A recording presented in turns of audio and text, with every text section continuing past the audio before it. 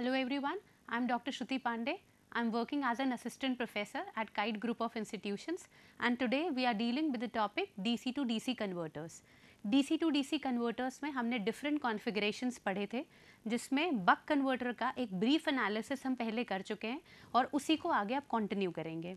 ये पढ़ा था बक कन्वर्टर का सर्किट और हमने ये बात की थी कि कोई भी कन्वर्टर का एनालिसिस करने से पहले सबसे पहले उसके दो अलग अलग कॉन्फ़िगरेशंस बनाएंगे. एक बार जब वो स्विच ऑफ हो, है ना, और दूसरी बार जब ये स्विच ऑन हो. ये दोनों कॉन्फ़िगरेशन से हम लोग क्या क्या वैल्यूज़ निकाल चुके हैं अभी तक. इन दोनों ये वाले स्विच को ऑन और ऑफ करके जो वैल्यूज़ हमने आइडेंटिफाई अभी तक की हैं वो है इस इंडक्टर की वैल्यू, ये इंडक्टर, इसके साथ साथ डेल आई एल की वैल्यू. ठीक है, और ये वाली बात भी कर चुके हैं कि चाहे स्विच ऑन हो चाहे स्विच ऑफ हो, ये जो इंडक्टर और रिपल यानी इंडक्टर के अक्रॉस जो रिपल करंट है उसकी वैल्यू जो भी आ रही है, ये हम किसी भी एनालिसिस या स्विच ऑफ और स्विच ऑन दोनों में से किसी भी एनालिसिस से ले सकते हैं. ठीक है, नेक्स्ट देखते हैं वोल्टेज सेकंड बैलेंस. ये एक बहुत इंपॉर्टेंट पैरामीटर है, voltage second balance. Voltage second balance से क्या मतलब समझते हैं कि कोई भी इन्वर्टर पहले स्विच ऑन टाइम में अपने अक्रॉस जितनी एनर्जी स्टोर करता है वो ही एलिमेंट, वही इंडक्टर सेकंड हाफ में या जब स्विच ऑफ हो जाता है तो वो पूरी एनर्जी रिलीज़ कर देता है. ठीक है, यानी जितनी एनर्जी इसने इस हाफ में स्टोर की, ये पहले हाफ में या ऑन टाइम में स्टोर की, उतनी एनर्जी ये सेकंड हाफ में रिलीज़ कर देता है. इससे क्या पता चलता है कि average voltage across the inductor is always zero. ठीक है, for a periodic current average voltage across the inductor is zero. इसी को हम कहते हैं वोल्टेज सेकंड बैलेंस. ठीक है, ये है. अब इसको इलेबोरेट करके लिखते हैं. Voltage in T on into T on यानी time, voltage into time. Voltage second balance है ना, voltage second, T off time का voltage across inductor into T off is equals to zero. ठीक है, तो across inductor T on time में voltage क्या है, V S minus V naught. ठीक है, तो V S minus V naught into T on का टाइम कितना है, D T, plus T off time में इंडक्टर के अक्रॉस कितना वोल्टेज है, माइनस वी नॉट. ठीक है, और माइनस वी नॉट हमें कितनी देर के लिए मिल रहा है, वन माइनस डी टी. तो minus V naught into one minus D T is equals to zero. तो इससे जब हम वी नॉट की वैल्यू निकालेंगे ये वाली इक्वेशन को सॉल्व करके, यानी वोल्टेज सेकंड बैलेंस वाली इक्वेशन को सॉल्व करके जब हम वी आउटपुट की वैल्यू निकालेंगे तो वैल्यू आ रही है वी एस इंटू डी. तो इससे क्या दिख रहा है कि आउटपुट वोल्टेज हमेशा इस ड्यूटी पर डिपेंड कर रहा है, क्योंकि ये जो वी वोल्टेज है ये तो फिक्स्ड है, ये जो सप्लाई वोल्टेज रहता है वो तो हमेशा फिक्स रहता है. तो यानी इस ड्यूटी के रेशियो को बदल के हम आउटपुट वोल्टेज को वेरिएबल पा सकते हैं. ठीक है, और ये हम कन्वर्टर कौन सा पढ़ रहे हैं, बक कन्वर्टर, जिसमें आउटपुट की वैल्यू इनपुट की वैल्यू से कम मिलती है. ठीक है, तो ये एक बहुत इंपॉर्टेंट एक्सप्रेशन है, V output is equals to V S into D. Next देखते हैं एम्पियर सेकंड बैलेंस. तो जैसे वोल्टेज सेकंड बैलेंस इंडक्टर से रिलेटेड है, वैसे ही एम्पियर सेकंड बैलेंस इस कैपेसिटर से रिलेटेड है. कैपेसिटर स्विच ऑन टाइम में जितना भी चार्ज होता है उतना ही ऑफ टाइम में वो अपनी पूरी एनर्जी रिलीज कर देता है. ठीक है, देखिए कैपेसिटर काम कैसे कर रहा है कि जब भी यहाँ पे एक्सेस करंट है, लोड को फुलफिल कराने के बाद जो एक्सेस करंट है वो एक्सेस करंट से कैपेसिटर अपने आप को चार्ज करेगा, और जब भी ये वाली करंट कम पड़ेगी तो कैपेसिटर लोड को पूरा करने में इंडक्टर की मदद करेगा. ठीक है, तो इससे हम कंक्लूड कर सकते हैं कि average current across the capacitor is zero. ठीक है, तो इसके लिए क्या कर रहे हैं, एम्पियर सेकंड बैलेंस. तो टर्न ऑन टाइम में जितना भी कैपेसिटर करंट था उतना इनटू टर्न ऑन का टाइम, टर्न ऑफ टाइम में जितना भी कैपेसिटर का करंट था उतना into turn off time is equals to zero. तो कैपेसिटर का टर्न ऑन टाइम में करंट कितना था, इसमें केवीएल लगाकर देख लीजिए. आईसी की वैल्यू क्या आ रही है, केसीएल लगा के देख लीजिए. आईसी इज इक्वल्स टू, इधर से आ रही IL minus I R, I minus I R, ये पहले हमने निकाला भी है पिछले लेक्चर में. I C is equals to I L minus I R. तो टर्न ऑन टाइम में I L minus I R into turn on का टाइम कितना है, डी टी. इसी तरीके से I C turn off time में कितना है, I L minus I R into one minus D T. Turn off time में भी आप देखेंगे कि जब स्विच ऑन हो रहा है या ऑफ हो रहा है, ये करंट हमेशा दिस माइनस दिस ही आ रही है. ये पिछले उसमें कर चुके हैं हम लोग. ठीक है, तो इससे एवरेज करंट निकल के आ रही है आई आर. ठीक है, आई एल एवरेज. तो पहले हमने ये जाना कि सबसे पहले सर्किट को टर्न ऑन और टर्न ऑफ करके उसमें इंडक्टर की वैल्यू यानी एल वैल्यू निकाल रहे हैं और डेल्टा आई एल निकाल रहे हैं। उसके बाद फर्दर क्या कर रहे हैं, वोल्टेज सेकंड बैलेंस वाला टर्म निकाल कर, वोल्टेज ये सभी सर्किट्स में फॉलो होगा, बक में, बूस्ट में, वोल्टेज सेकंड बैलेंस करके वी आउटपुट की वैल्यू निकाल रहे हैं। फिर एम्पियर सेकंड बैलेंस करके एवरेज इंडक्टर करंट की वैल्यू निकाल रहे हैं।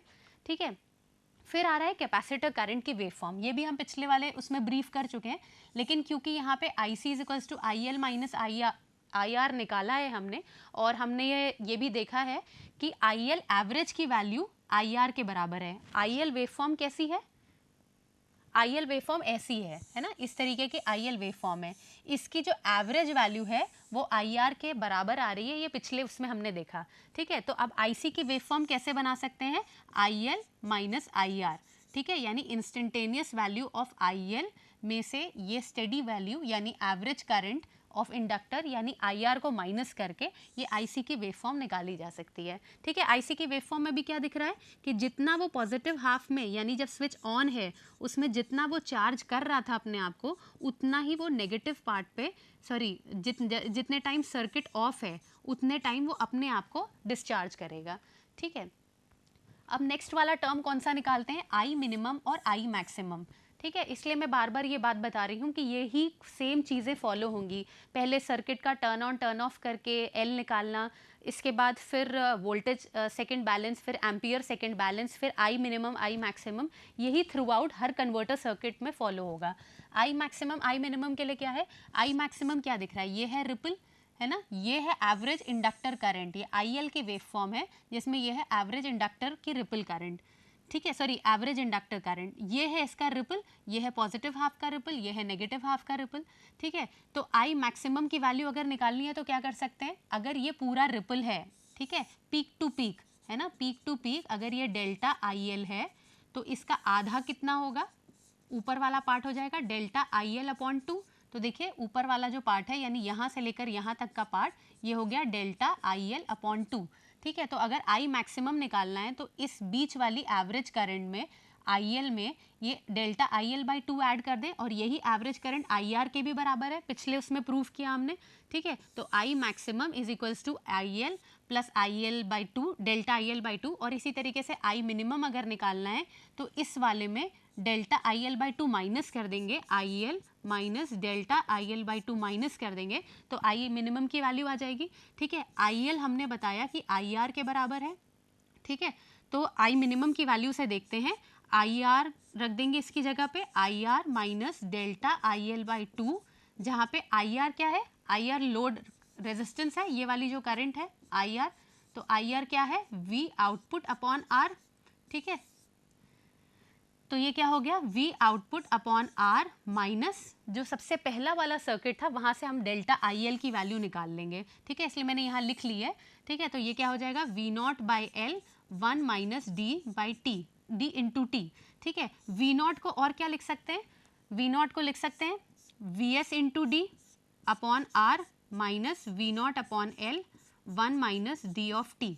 ठीक है, तो इससे देखिए ये वाली वैल्यू, सॉरी इसमें तो वी नॉट ही लेकर रखा है, कॉन्फ़िगरेशन जैसा भी न्यूमेरिकल आए उस हिसाब से वी नॉट बाई आर भी रख सकते हैं, और अगर एस के टर्म्स में दिया है तो वी एस इंटू डी भी रख सकते हैं। ठीक है, तो ये आ गई आई मिनिमम की वैल्यू। अब देखिए आई मिनिमम और आई मैक्सिमम निकाला किस लिए है। ठीक है, आई मिनिमम और आई मैक्सिमम की ज़रूरत पड़ती है एल मिनिमम या फिर क्रिटिकल इंडक्टेंस निकालने के लिए। देखिए अभी तक आपने देखा है कि इंडक्टर करंट की वैल्यू इस तरीके से मिल रही थी, इस तरीके से वैल्यू तब मिल रही है जैसे मान लेते हैं 200 मिली हेनरी पे इस तरीके से इंडक्टर करंट की वैल्यू मिल रही है। अगर इस इंडक्टर की वैल्यू डिक्रीज करके 100 मिली हेनरी कर दी जाए तो इससे क्या फ़र्क पड़ता है, इससे जो मिनिमम करंट है उसकी वैल्यू और कम हो जाती है। ठीक है, जो ये मिनिमम वाली जो पार्ट है ये वैल्यू और कम हो जाती है, यानी 200 मिली हेनरी पे आई मिनिमम ज़्यादा होगा, 100 मिली हेनरी पे कम होगा। अगर फर्दर और डिक्रीज़ कर दिया जाए, ठीक है, फर्दर और डिक्रीज़ कर दें, 100 मिली हेनरी की जगह से 50 मिली हेनरी कर दें, तो ये यहाँ पे टच भी कर सकती है, यानी ज़ीरो वाली लाइन को टच भी कर सकती है। ठीक है, इस तरीके से मिलेगी। अगर एल की वैल्यू और ज़्यादा कम कर दें, 10 मिली हेनरी कर दें, तो किस तरीके की वेवफॉर्म मिलने लगेगी, इस तरीके की कि यहाँ से यहाँ तक तो चली, उसके बाद वो पहले ही डी एनर्जाइज हो गई, तो इतनी देर का बीच में गैप मिलेगा। ठीक है, फिर से वो एनर्जाइज हुई, डी एनर्जाइज वो जल्दी हो गई, फिर से गैप मिलेगा, तो ये एक तरीके की डिसकॉन्टिन्यूटी आ गई। ठीक है, तो इंडक्टर की वो वैल्यू जिस पे मैक्सिमम कॉन्टिन्यूअस बना रहे, ये भी कॉन्टिन्यूअस है, ये भी कॉन्टिन्यूअस है, लेकिन ये कि तुरंत ये जीरो हुई और तुरंत ऊपर बढ़ गई, ये मैक्सिमम कॉन्टिन्यूअस वेवफॉर्म हो सकती है। ठीक है, तो ये कौन सी वाली वैल्यू पे आ रही थी, इस पे आ रही थी। ठीक है, तो इंडक्टर की वो मिनिमम वैल्यू जिस पे ये कॉन्टिन्यूअस कंडक्शन बनाए रखती है, इसको ही हम कहते हैं क्रिटिकल इंडक्टेंस। ठीक है, तो क्रिटिकल इंडक्टेंस निकालने के लिए क्या करना है, आई मिनिमम की वैल्यू जीरो कर दें। तो पिछली स्लाइड में हमने यहाँ आई मिनिमम निकाला है। ठीक है, तो यही वाले आई मिनिमम को अगर जीरो के इक्वल कर दिया जाए, ठीक है, ये वाले टर्म को जीरो कर देंगे, तो यहाँ से जो L की वैल्यू निकल के आएगी, ठीक है, ये है L इंटू एफ, तो देखिए यहाँ L की वैल्यू निकल के आई, तो ये जो L की वैल्यू निकल के आती है फॉर कॉन्टिन्यूअस कंडक्शन, ये है वो मिनिमम इंडक्टेंस की वैल्यू जिस पे कॉन्टिन्यूअस कंडक्शन बना रह सकता है। ठीक है, नेक्स्ट देखिए, तो आपको ये याद रहेगा अब कि आई मैक्सिमम और आई मिनिमम जो पिछले उसमें निकाला था, ये हर सर्किट में हम निकालेंगे, इसी तरीके से रिपल बनाएंगे, मिनिमम वैल्यू, मैक्सिमम वैल्यू, ये वाला जो एवरेज पार्ट है इसमें delta I L by two add करेंगे तो मैक्सिमम आ जाएगा, delta I L by two minus करेंगे तो मिनिमम आ जाएगा। तो I maximum I minimum her circuit में निकालना है, और इसके बाद ही आई मिनिमम की वैल्यू को जीरो करके हम क्रिटिकल इंडक्टेंस की वैल्यू निकालते हैं। अब आते हैं सोर्स करंट पे, ये भी हर सर्किट में निकालना है। सोर्स करंट मतलब कि जितना आउटपुट पे, इनपुट से हम पावर दे रहे हैं उतना ही आउटपुट पे पावर मिल रहा है। हम लोग ये DC to DC step up और स्टेप डाउन कन्वर्टर जो पढ़ते हैं, इसमें या तो आउटपुट ज़्यादा मिलता है और या आउटपुट कम मिलता है, लेकिन उसी के अकॉर्डिंग करंट का भी रेशियो वैरी होता है। अगर स्टेप अप में आउटपुट वोल्टेज ज़्यादा मिल रहा है इनपुट से तो करंट कम हो जाएगी, स्टेप डाउन में अगर आउटपुट वोल्टेज कम मिल रहा है इनपुट वोल्टेज से तो करंट ज़्यादा हो जाएगी, क्योंकि पावर बैलेंस होना ज़रूरी है, पावर बैलेंस बना रहता है, कोई एक्स्ट्रा पावर बीच में से नहीं आती है। ठीक है, तो P input is equals to P output ideal condition में, तो Vs into I S is equals to V naught into I naught, तो आई एस की वैल्यू हमेशा ही V naught into I naught upon V S से ही निकालेंगे। ठीक है, ये भी हर सर्किट में, buck converter, boost converter, buck boost, तीनों में यही करेंगे। अब आते हैं आउटपुट वोल्टेज रिपल पे, ये भी एक बहुत इंपॉर्टेंट टर्म है। तो आपने देखा पीछे कि कैपेसिटर की वेवफॉर्म ऐसी मिल रही थी, यही हम बात कर रहे थे कि जितना ये चार्ज कर रहा है ऑन टाइम में उतना ही ये डिस्चार्ज कर देगा ऑफ टाइम में। तो इसी वेवफॉर्म को देखते हुए हम आउटपुट वोल्टेज रिपल निकालेंगे। ठीक है, ये अगर है डीसी आउटपुट, ठीक है, ये है वी आउटपुट, दिख रहा है आपको डीसी आउटपुट, तो ये जो भी एक्स्ट्रा पार्ट इसमें मिल रहा है, ये जो एक्स्ट्रा पार्ट इसमें मिल रहा है यही होता है वो रिपल पार्ट, इसी की वैल्यू निकाल रहे हैं हम, क्योंकि हम डीसी टू डीसी कन्वर्टर पढ़ रहे हैं, आउटपुट भी कांस्टेंट डीसी होना चाहिए, तो जो भी एक्स्ट्रा हार्मोनिक पार्ट या रिपल पार्ट जो मिल रहा है, हार्मोनिक नहीं रिपल पार्ट जो मिल रहा है, इसी की वैल्यू हम यहाँ निकाल रहे हैं। ठीक है, तो ये है कैपेसिटर करंट की वेवफॉर्म। क्यों कैपेसिटर करंट से निकाल रहे हैं, क्योंकि कैपेसिटर लगा हुआ है आउटपुट लोड के पैरेलल में, है ना, तो यहाँ पे और यहाँ पे दोनों का वोल्टेज वैल्यू सेम होगी। ठीक है, इसलिए कैपेसिटर करंट से निकाल रहे हैं रिपल की वैल्यू। ठीक है, तो देखिए ये वाला जो चार्ज है, रिपल कैसे निकाल सकते हैं, इस पूरे ट्रायंगल का अगर एरिया निकालना है या कितना चार्ज इसने पहली बार में अपने अंदर स्टोर किया है, तो डेल्टा क्यू की वैल्यू निकालनी है। ठीक है, तो Q is equals to C V होता है, आप लोग जानते हैं, तो delta Q is equals to C delta V, क्योंकि कैपेसिटर की वैल्यू तो कांस्टेंट ही रहेगी। ठीक है, तो delta Q is equals to C delta V. अब एरिया ऑफ ट्रायंगल में डेल्टा क्यू निकालिए, एरिया ऑफ ट्रायंगल क्या होता है, half base into height, half base into height, तो हाफ बेस की वैल्यू कितनी है, अगर ये पूरा यहाँ से लेकर यहाँ तक पूरा टी है, तो ये वाला जो पार्ट है, देखिए इस पार्ट में यहाँ डिवाइड कर लीजिए, ये पार्ट अगर पूरा टी है तो इतना पूरा हुआ टी ऑन, इतना पूरा हुआ टी ऑफ, तो टोटल ये मैग्नीट्यूड टी बाई टू मिल जाएगा। ठीक है, तो बेस की वैल्यू हो गई T by two into height कितनी हुई डेल्टा आई एल, क्योंकि डेल्टा आई एल ऊपर है, डेल्टा आई एल नीचे है, इंटू डेल्टा आई एल। ठीक है, तो ये फ्रीक्वेंसी के टर्म में आ जाएगा 1/4 into F delta I L, और ये किसकी वैल्यू आई, डेल्टा क्यू। अब डेल्टा क्यू को हम और क्या लिख सकते हैं, सी डेल्टा वी। ठीक है, तो यहाँ से हम ये आई रिपल की वैल्यू, ये है रिपल की वैल्यू, तो डेल्टा वी क्या हो जाएगा 1/4 into delta I L upon C. ठीक है, ये वैल्यू आ गई डेल्टा वी की।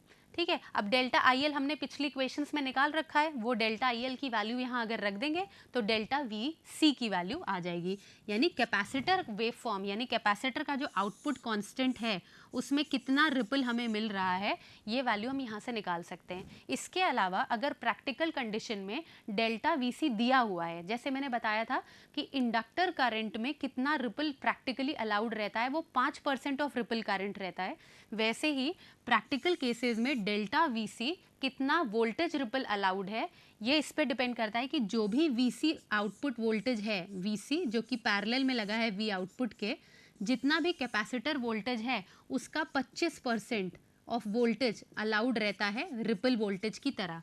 तो अगर डेल्टा VC कहीं पे भी गिवन है तो कैपेसिटर की वैल्यू उधर लेके गए, तो C is equals to delta IL upon 4 delta VC। ठीक है, तो डेल्टा IL की वैल्यू L के टर्म्स में रख देंगे और इससे भी निकल आएगा। ठीक है, तो इससे कैपेसिटर की वैल्यू भी निकल आएगी। ठीक है, नेक्स्ट देखते हैं। नेक्स्ट है बूस्ट कन्वर्टर। अभी तक हमने पूरा एनालिसिस बक कन्वर्टर का जैसे जैसे किया है, बिल्कुल वैसे ही हम बूस्ट कन्वर्टर का भी एनालिसिस करेंगे। बूस्ट कन्वर्टर कौन सा कन्वर्टर होता है? बूस्ट कन्वर्टर होता है स्टेप अप कन्वर्टर। ठीक है, यानी जो इनपुट में मिल रहा है उससे ज़्यादा वैल्यू हमें आउटपुट वोल्टेज की मिलेगी। ठीक है, इसमें भी वही होगा, कॉन्फ़िगरेशन अलग है। इसमें यहाँ इंडक्टर और कैपेसिटर लगा हुआ था बक में, इसमें इंडक्टर इनिशियल साइड पे लगेगा। कॉन्फ़िगरेशन अलग है, बाकी एलिमेंट्स वही है, वही एक इंडक्टर, वही कैपेसिटर, वही एक डायोड, वही एक स्विच, एक लोड और सोर्स। ठीक है, देखिए जब स्विच क्लोज है, यहाँ लगा हुआ है स्विच, इस जगह पे लगा है स्विच, मैंने क्या बताया था, सबसे पहले स्विच क्लोज करना है और एनालिसिस करना है, स्विच ओपन करना है, एनालिसिस करना है, और निकल के क्या आता है इससे, इंडक्टर की वैल्यू। ठीक है, तो स्विच क्लोज किया, VL की वैल्यू निकाली। ठीक है, VL के अक्रॉस निकाला स्विच क्लोज में, यहाँ पे लगाया KVL, तो VL is equals to VS हो गया, माइनस से प्लस, प्लस से माइनस, इसमें KVL लगाया तो VL is equals to VS, L DIL by DT is equals to VS, DIL by DT is equals to VS upon ये L नीचे आ गया। DIL को मैंने बताया था डेल्टा IL लिख सकते हैं, और DT को हम यहाँ DT लिख रहे हैं। ठीक है, क्यों? क्योंकि हम अभी क्लोज्ड वाले की बात कर रहे हैं और ये वाला जो टाइम है वो DT है। ठीक है, तो इसका टाइम DT है, इसलिए यहाँ पे हमने DT लिख दिया, ये टर्म आया, तो इसकी वैल्यू क्या है, VS बाई L, यहाँ से आई है VS बाई L। तो देखिए इससे जो डेल्टा IL है, क्लोज्ड मैंने इसलिए लिखा है क्योंकि जब स्विच क्लोज है हम तब के लिए डेल्टा IL निकाल रहे हैं, तो क्या हो गया, VS अपॉन L इंटू ये वाला DT ऊपर चला गया, तो VS into DT upon L। अगर L की वैल्यू निकालनी है तो VS into DT upon delta IL। ठीक है, तो डेल्टा IL की वैल्यू अगर दी हुई है, यहाँ से भी फिर से फ्रीक्वेंसी के टर्म में भी लिख सकते हैं, upon D delta IL into F। ठीक है, तो अगर डेल्टा IL की वैल्यू दे रखी है तो हम इंडक्टर की वैल्यू कैलकुलेट कर सकते हैं। बिल्कुल सेम एनालिसिस जब स्विच ओपन है तब करेंगे। यहाँ पे लगा था स्विच, यहाँ पे लगा था स्विच, ये अगर ओपन कर दिया है तो अब इंडक्टर के अक्रॉस जो भी एनर्जी स्टोर हुई थी वो यहाँ पे जो डायोड लगा है, एनर्जी को रिलीज होने के लिए हमेशा डायोड की ज़रूरत है। देखिए डायोड इस डायरेक्शन में लगा है, यानी इधर पॉजिटिव, तो जो भी इसने एनर्जी अपने अंडर पॉजिटिव या फिर स्विच ऑन टाइम में या क्लोज स्विच में स्टोर की थी वो इंडक्टर के थ्रू अब डी एनर्जाइज होगा। ठीक है, तो देखिए ये है स्विच ओपन, अब ये यहाँ पे जो भी डायोड लगा था उसके थ्रू ये डी एनर्जाइज हो रहा है। ठीक है, तो फिर से VL is equals to VS minus V0, क्या किया है, इसके अक्रॉस KVL लगाया है, minus VS plus VL plus V0, तो इससे VL की वैल्यू VS माइनस V0 आ गई। VL को लिख दिया L DIL by DT, VS minus V0, DIL by DT, VS minus V0 by L। DIL को लिखा है डेल IL, DT को लिखा है डेल T, और यहाँ पे जो डेल T की वैल्यू है वो है 1 माइनस D ऑफ T, यानी ये वाला एरिया। ठीक है, सेकेंड वाला पार्ट जब स्विच ओपन है। ठीक है, तो 1 माइनस D ऑफ T, इससे डेल IL ओपन की वैल्यू निकाल सकते हैं, VS माइनस V0, ये जो नीचे वाला पोर्शन था ये यहाँ चला गया, 1 minus D of T into L। L की वैल्यू निकालनी हो तो VS minus V0 1 minus D of T whole upon delta IL। ठीक है, निकल आया L की वैल्यू। अब देखिए वोल्टेज सेकंड बैलेंस बिल्कुल वही करते जा रहे हैं जो हमने बक कन्वर्टर में किया था। वोल्टेज सेकंड बैलेंस हम लोग क्यों निकालते थे, एवरेज आउटपुट वोल्टेज निकालने के लिए, आउटपुट वोल्टेज वाला टर्म। ठीक है, तो जितना पॉजिटिव हाफ में स्टोर्ड है उतना ही नेगेटिव हाफ में डी एनर्जाइज होगा, यानी VL के अक्रॉस एवरेज वोल्टेज इज 0। ठीक है, तो वोल्टेज सेकंड बैलेंस देख लें, टर्न ऑन टाइम में VL का वोल्टेज इंटू उसका टाइम, टर्न ऑफ टाइम में VL का वोल्टेज इंटू उसका time is equals to 0। Turn on time में VL वोल्टेज कितना है, VS। है ना, Vs मिल रहा है आउटपुट में जब क्लोज है स्विच, तो Vs into turn on time क्या है, दिस विल बी डी, ठीक है, Vs into D T minus output time में देख लीजिए क्या आ रहा है, आउटपुट है Vs minus V naught 1 minus D of T is equals to 0, ठीक है। तो यहाँ से जो V आउटपुट की वैल्यू है वो ये निकल के आएगी Vs अपॉन 1 माइनस डी। तो इसमें भी आप क्या देख रहे हैं कि D वैल्यू के ऊपर डिपेंड कर रहा है आउटपुट वोल्टेज। अब देखिए जैसे जैसे हम D की वैल्यू बढ़ाते जाएंगे, 1 माइनस 0 अगर किया तो V आउटपुट की वैल्यू Vs आ गई, और अगर D ये कब आया, जब D की वैल्यू हमने 0 रखी, जब D की वैल्यू हमने 1 रखी तो V आउटपुट की वैल्यू कितनी आ जाएगी, इनफाइनाइट, यानी इतना इंक्रीज कर सकता है। तो इससे क्या पता चल रहा है कि D की वैल्यू हमेशा ही 0 से 1 के बीच में ही लाई करेगी, चाहे वो बक कन्वर्टर हो, चाहे बूस्ट हो, चाहे वो बक बूस्ट कन्वर्टर हो। इनकी वैल्यूज D की वैल्यू को चेंज कर करके 0 से 1 के बीच में इंक्रीज कर करके हम V आउटपुट की वैल्यू को वेरिएबल पा सकते हैं, स्टेप्ड अप वैल्यूज पा सकते हैं, ठीक है। नेक्स्ट है ampere second balance. Ampere second balance हमने बात की थी कि IL की एवरेज करंट यानी इंडक्टर की एवरेज करंट पाने के लिए निकालते हैं, ठीक है। तो इसके लिए क्या कर रहे हैं, इसमें क्या होता है कि IC के अक्रॉस की जो एवरेज करंट है वो है 0, तो capacitor current T on time में, capacitor current T off time में इज इक्वल्स टू 0। तो टी ऑन टाइम में कैपेसिटर की करंट क्या है बताइए, जब सर्किट ऑन रहेगा तो कैपेसिटर के अक्रॉस क्या करंट आ रही होगी, जब सर्किट ऑन रहेगा तो इधर में ही करंट फ्लो होगी, और ये वाला तो डिस्कनेक्टेड रहेगा डायोड, क्योंकि शॉर्टेस्ट या मिनिमम रेजिस्टेंस पाथ फॉलो करती है करंट, ठीक है। तो ये जो रेजिस्टेंस की वैल्यू है, सॉरी कैपेसिटेंस IC करंट की वैल्यू है वो माइनस IR हो जाएगी, ठीक है। तो ये पार्ट हुआ minus IR into D T, plus ये वाली करंट कितनी होगी जब ये स्विच ऑन, सॉरी डिस्कनेक्टेड है, ठीक है, तब इस तरीके से करंट फ्लो कर रही है। तो देखिए तब IC ऑफ की वैल्यू कितनी होगी, IL minus IR। T on time में IC की वैल्यू होगी माइनस IR, IC की वैल्यू टी ऑफ टाइम में IL माइनस IR, ठीक है। दिख भी रहा है आपको, इधर से आ रही है IL, इधर से आ रही है IR, तो IC will be equal to IL minus IR, ठीक है। तो इससे एवरेज करंट IL की वैल्यू क्या निकल के आ रही है, IR upon 1 minus D. Buck converter में IL की एवरेज वैल्यू निकल के आती थी IR, यानी सिर्फ लोड के अक्रॉस वाली करंट, और बूस्ट कन्वर्टर में IL की वैल्यू निकल के आ रही है IR 1 माइनस डी, ठीक है।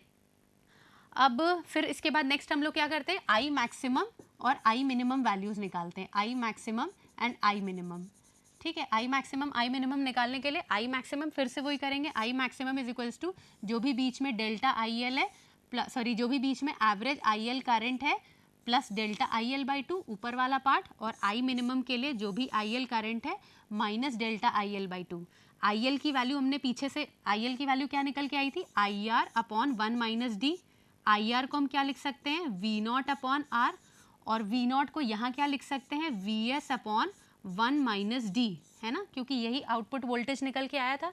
तो यहाँ पे VS अपॉन 1 माइनस डी रख दिया है, IR को अपॉन 1 माइनस डी दोबारा है तो इसकी वजह से ये स्क्वायर वाला टर्म है, ठीक है, minus delta IL by 2। Delta IL close switch या ओपन स्विच कहीं से भी निकाल लेंगे तो I मिनिमम की ये वैल्यू आएगी। हमने क्या बात की थी कि I मिनिमम हम क्यों निकालते हैं, L मिनिमम निकालने के लिए, यानी क्रिटिकल इंडक्टेंस की वैल्यू निकालने के लिए। तो I मिनिमम की वैल्यू है ना, I मिनिमम की वैल्यू है ये वाली मिनिमम वैल्यू, इसको 0 कर देंगे तो I मिनिमम का ये वाला टर्म है, इसी से ये वाले L की वैल्यू निकालनी है L इंडक्टेंस के लिए, ठीक है। तो L मिनिमम की वैल्यू डेरिवेशन से ये निकल के आ रही है, ठीक है। नेक्स्ट फिर से वही सोर्स करंट के लिए Vs इंटू IS, यानी सप्लाई का power is equals to V output into I output, यानी लोड पावर, ये दोनों इक्वल होना चाहिए। तो इससे IS की value V output I output upon VS आ जाएगी, ठीक है। नेक्स्ट है कैपेसिटर करंट की वेव फॉर्म। कैपेसिटर करंट की वेव फॉर्म के लिए क्या करना है कि स्विच ऑफ और स्विच ऑन दोनों टाइम में देखिए कैपेसिटर क्या करंट दे रहा है, ये अभी हमने पीछे किया भी है कि कैपेसिटर जब ये स्विच ओपन है तो कैपेसिटर के अंदर करंट कितनी आ रही है, जब ये स्विच ओपन है IL माइनस IR, IL इधर से आ रही है, IR इधर जा रही है, यहाँ KCL लगाया तो IC is equals to IL minus IR आ रही है। और जब ये स्विच ऑन है यानी जब क्लोज है, जब कंडक्ट कर रहा है, तो इस तरीके से ही करंट फ्लो हो जा रही है, तो IC की वैल्यू माइनस IR आएगी, यहाँ पे करंट फ्लो कर रही है IR, ठीक है, माइनस IR। तो इससे करंट की वैल्यू कैसे देखिए, टी ऑन टाइम में ये था इतना टी ऑन टाइम, इसके अंदर बनाइए माइनस IR अगर बनाना है करंट की वैल्यू, ये IC की वेव फॉर्म है, ठीक है, तो करंट की वैल्यू देखिए माइनस आई आर आ रही है, माइनस वी आई आर क्या होता है, minus V naught upon R होता है, ठीक है, वी नॉट अपॉन आर, तो minus V naught upon R है, और I L minus I R करना है, तो यहाँ पे आई एल वाली करंट है ना, आई आर, तो देखिए ये वाला जो टाइम है ये वैल्यूज़ यहाँ आउटपुट में मिल रही है, ठीक है। तो इसमें कन्वीनियंट क्या है, यहाँ का भी स्टोरेज चार्ज निकाल सकते हैं, यहाँ का भी स्टोरेज चार्ज निकाल सकते हैं कि जितना चार्ज इसने स्टोर किया उतना ही चार्ज इसने रिलीज़ किया, पर इसका एरिया निकालना ज़्यादा आसान है, ठीक है। तो इसका एरिया कैसे निकालेंगे, ये है, फिर से वही सर्किट बना हुआ है, Q is equals to C delta V, delta Q is equals to C delta V, Q is equals to C V, sorry, delta Q is equals to C delta V, delta Q area of triangle नहीं, sorry, area of rectangle, क्योंकि यहाँ पे rectangle बन रहा है, ठीक है। Rectangle क्या होगा, बेस इनटू हाइट, बेस क्या है डी टी, ठीक है, ये क्या है डी टी इंटू हाइट कितनी है minus V naught upon R, ठीक है। तो इससे डेल्टा वी नॉट की वैल्यू, क्योंकि इस क्यू की जगह पे हम सी डेल्टा वी नॉट कर देंगे, D T V naught upon R, सिर्फ मैग्नीट्यूड लेके, ठीक है। तो इससे डेल्टा वी नॉट की वैल्यू निकाल सकते हैं, डेल्टा वी नॉट की वैल्यू आ गई ये, और अगर यही सी वाला टर्म ऊपर लेके चले जाएं, V naught into D upon R delta V naught, तो इससे कैपेसिटर की वैल्यू निकल आएगी, ठीक है, ठीक है, ठीक है। तो इससे आपको क्या पता चल रहा है कि जितने भी कन्वर्टर्स हैं, इसके बाद अगर आपको बक बूस्ट कन्वर्टर करना होगा आप वो भी ट्राई कर सकते हैं अपनी बुक्स में, मैंने DW हार्ट बुक फॉलो की है, DW हार्ट के अलावा भीमरा में नहीं दिया है ये सब कुछ, पुरानी भीमरा के एडिशन में, लेकिन नई वाली भीमरा में भी है, और आप लोग दूसरी बुक पढ़ते होंगे राशिद, तो राशिद और DW हार्ट से मिला के आप ये पढ़ सकते हैं, ठीक है। DW हार्ट है, DW हार्ट, इसकी ऑनलाइन कॉपी भी या सॉफ्ट कॉपी भी अवेलेबल है, ठीक है। तो सभी कन्वर्टर्स के एनालिसिस में क्या करना है, सबसे पहले स्विच ऑन और स्विच ऑफ का सर्किट बनाना है, स्विच ऑन स्विच ऑफ के सर्किट से L की वैल्यू निकल के आएगी, इसके बाद I minimum volt second balance निकालना है, वोल्ट सेकंड बैलेंस से उसका V आउटपुट एक्सप्रेशन आएगा, उसके बाद करंट मिनिमम के लिए एम्पियर सेकंड बैलेंस निकालना है, उससे सॉरी उसकी एवरेज करंट निकल के आएगी, इसके बाद I मैक्सिमम I मिनिमम निकालना है, I मैक्सिमम I मिनिमम से L मिनिमम निकल के आएगा, और फिर ऐसे ही एरिया ऑफ ट्रायंगल से कैपेसिटर की वैल्यू निकल के या डेल्टा वी नॉट की वैल्यू निकल के आएगी। सभी कन्वर्टर्स में यही एनालिसिस करना है, ठीक है। चलिए, all the best to everybody, thank you very much for the lecture.